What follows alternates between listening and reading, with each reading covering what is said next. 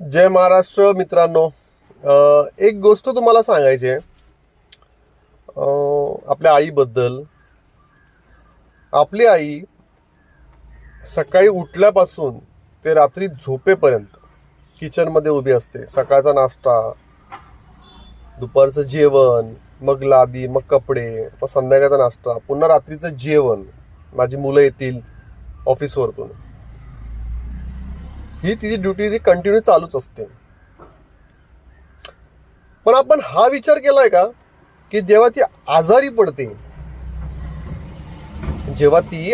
पडते तेव्हा आपलं योगदान तिच्यासाठी किती असतं? तिचं तर रोज असतं आपल्यासाठी योगदान, पण जेव्हा ती आजारी पडते तेव्हा आपलं योगदान तिच्यासाठी किती असतं? किती मुलं करतात? माझी पण आई